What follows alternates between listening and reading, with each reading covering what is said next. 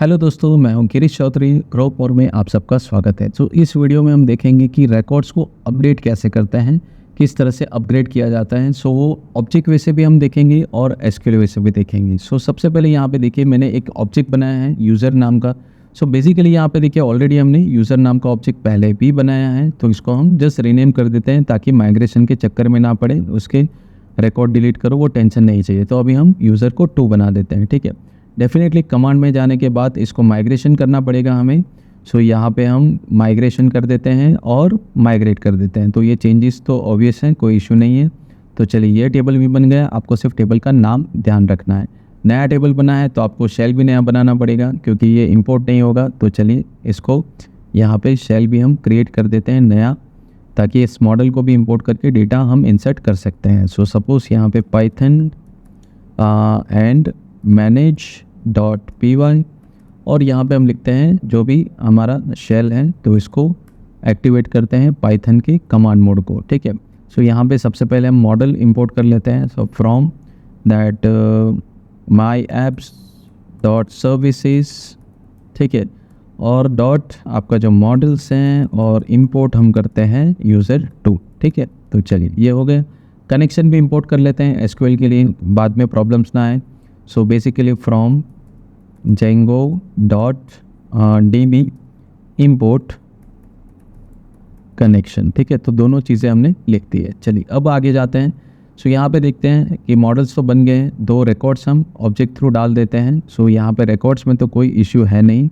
सो चलिए, इसको हम पेस्ट कर देते हैं, ठीक है। तो यहाँ पे देखिए, ऑफकोर्स टेबल नेम हमने चेंज किया है, ऑब्जेक्ट नेम चेंज किया है, तो ये हमें ध्यान रखना पड़ेगा 2। सो यहाँ पे भी मैं चेंज कर देता हूँ ताकि फ्यूचर में कभी कुछ रेफरेंस लूँ तो प्रॉब्लम ना आए, ठीक है। सो चलिए, 2 रिकॉर्ड्स मैंने यहाँ पे सेव कर दिए हैं, तो दोनों ही रिकॉर्ड इंसर्ट हो गए।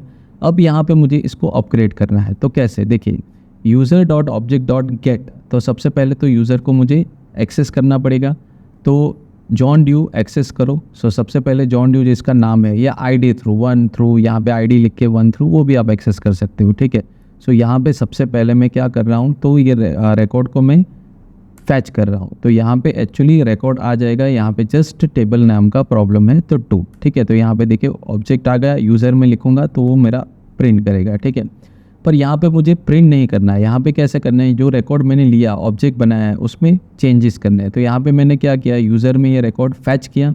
अब देखिए यूज़र डॉट एज 27 और उसको मैं सेव कर देता हूँ। तो देखिए अभी इसका 25 है तो 27 हो जाएगा, ठीक है। सो सपोज़ यही चीज़ आपको करना है, that user dot age, age means आपका कॉलम का जो नाम है वो, तो 27 में कर देता हूँ। और यहाँ पे user dot save, save method आपको यूज़ करनी है ताकि वो अपडेट कर सके। अपडेट के लिए सेव मेथड है, वो ऑलरेडी हमने पिछले वीडियोस में देखा है, ठीक है। सो ये देखिए, सेव हो गया रिकॉर्ड्स। अब यहाँ पे आप उसको देखना चाहते हैं तो देख सकते हैं। आपको लिखना है that user 2 dot objects dot gate. तो यहाँ पे मैं जस्ट लिखता हूँ ID इज़ इक्वल टू 1, क्योंकि ये फर्स्ट रिकॉर्ड ही हमने मैनेज किया है, ठीक है। सो यहाँ पे कुछ इशू है, सॉरी, यहाँ पे सपोज हम सारे रिकॉर्ड्स हम शो करते हैं ऑल, ठीक है। सो यहाँ आपको पता चल जाएगा। So manager is not accessible user 2। सो देखिए अभी यहाँ पे हो नहीं रहा है। तो चलिए, मॉडल नेम थोड़ा इशू आ रहा था और कुछ नहीं, कैपिटल था। सो डॉट गेट एंड यहाँ के पे मैं लिख देता हूँ PK इज़ इक्वल टू 1 या फिर ID इज़ इक्वल टू 1, दोनों ही आप कर सकते हैं। तो ये देखिए ऑब्जेक्ट यहाँ पे एक्सेस हो गया, पर यहाँ पे मुझे एज या ये दिख नहीं रहा है। तो बेसिकली कैसे करना है कि आप ऐसे ही सेम ऑब्जेक्ट को एक्सेस कर सकते हैं इसी तरीके से। चलिए, मैं इसको यूज़ करता हूँ, ठीक है। और यहाँ पे मैं इसको और गेट, और यहाँ पे गेट और PK1, ठीक है, जो भी प्राइमरी की है उसका फर्स्ट रिकॉर्ड चाहिए। और यहाँ पे मैं प्रिंट करता हूँ यूज़र डॉट एज। तो ये देखिए यहाँ पे मैं अपडेट हो गई है, तभी 27 आ रहा है। सो इस तरह से आप चेक कर सकते हैं, या फिर टेबल्स में जाके भी आप चेक कर सकते हैं। अब यही चीज़ आप SQL व्यू से करनी है, SQL मोड से करनी है, तो कैसे करें। सो डेफिनेटली ये तो टेबल बनाने का मोड है, तो ये टेबल आप क्रिएट टेबल इस तरह से आप बना सकते हैं। इसका ज़्यादा एक्सप्लेनेशन आपको SQL के ट्यूटोरियल में मिल जाएगा। सो अब यहाँ पे देखिए अपडेट के लिए क्या मेथड है। सो यहाँ पे मॉडिफाई करना है मुझे एग्जिस्टिंग, तो ये देखिए इंसर्ट यहाँ पे स्टेटमेंट है, इंसर्ट इनटू माय ऐप, तो ये और वैल्यू इस सबसे पहले तो यहाँ पे हमने इंसर्ट किया है, ठीक है। और यहाँ पे इंसर्ट करने के बाद इंसर्ट तो हमने ऑलरेडी वैल्यू कर ली है, तो इसको इंसर्ट करने की ज़रूरत नहीं है, ठीक है। अब मुझे इसको अपडेट करना है एसक्यूएल वे से। सो कैसे करेंगे आइए देखते हैं।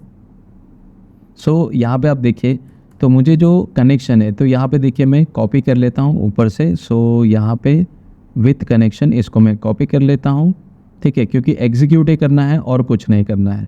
फैच तो कुछ होगा नहीं क्योंकि हम अपडेट कर रहे हैं। सो यहाँ पे रिकॉर्ड हमने इंसर्ट किया है और यहाँ पे मैं लिख देता हूँ that to do update existing record, ठीक है। तो यहाँ पे इसको मैं लिख देता हूँ। अब यहाँ पे अपडेट करना है तो मैं क्या स्टेटमेंट लिखूँगा, तो यहाँ पे मैं लिखूँगा अपडेट और मेरा जो टेबल नेम है, तो जो टेबल नेम है वही मुझे लिखना पड़ेगा। सो यहाँ पे मैं लिखूँगा अपडेट और सर्विसेज अंडरस्कोर, मेरा टेबल नेम है यूज़र 2, यही मेरा टेबल नेम है क्योंकि हमने मॉडल का नाम यूज़र 2 दिया था, ठीक है। अब कौन सी फील्ड मुझे अपडेट करनी है, तो सबसे पहले मैं लिखूँगा सेट। तो सेट किस लिए, तो फील्ड के लिए। तो सबसे पहले जैसे मैंने एज यहाँ पे ऑब्जेक्ट वे से आप देखो तो एज मैंने अपडेट की थी। सो यहाँ पे मैं लिखूँगा एज, ठीक है। So age is equal to 27, कौन से रिकॉर्ड की, तो यहाँ पे मैं लिखूँगा वेयर जो आईडी है, या फिर हमने नाम से अपडेट किया था। देखिए यहाँ पे हमने पहले नाम से फैच किया था, तो वही चीज़ हम करेंगे। So where name is equal to, ठीक है, यहाँ पे हम नेम, क्योंकि यहाँ पे इसी टेबल में नेम भी होगा, फील्ड है। सो नेम जो जॉन ड्यू है, ठीक है, तो यहाँ पे हम इसको ही एक्सेस कर लेते हैं, यहाँ पे पेस्ट कर देते हैं। स्ट्रिंग है तो इज़ इक्वल टू की जगह आप लाइक यूज़ करो, वो बेटर रहेगा। सो इस तरह से ये एग्जीक्यूट होगा। अब यहाँ पे आपको सिर्फ एग्जीक्यूट क्वेरी लिखना है, ये रिटर्न कुछ नहीं करेगा, इसलिए फैच नहीं किया क्योंकि ये सिर्फ एग्जीक्यूट करेगा और अपडेट कर देगा।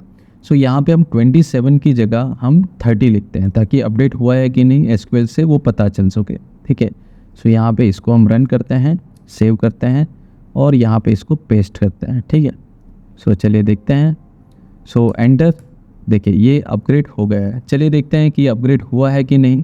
सबसे पहले वही हम यूज़र का डेटा एक्सेस करते हैं ऑब्जेक्ट मोड से। ये देखिए यूज़र 2 pk1 और यहाँ पे मैं प्रिंट करता हूँ यूज़र डॉट एज, तो ये देखिए 30 हो गया। एसक्यूएल मोड से इस तरह से भी अपग्रेड कर सकते हैं। हालांकि ऑब्जेक्ट मोड मुझे ज़्यादा इजी लगता है और ज़्यादा प्रोफेशनल वे भी है और मॉडर्न वे भी है, वो अच्छा परफॉर्मेंस भी देता है, ठीक है। तो इस तरह से आप रिकॉर्ड को अपडेट कर सकते हैं। अब बल्क रिकॉर्ड कैसे अपडेट कर सकते हैं वो हम नेक्स्ट वीडियो में देखेंगे। ये वीडियो पसंद आया है तो लाइक कीजिए, शेयर कीजिए और सब्सक्राइब कीजिए लाइव नोटिफिकेशन पाने के लिए। आज के लिए धन्यवाद।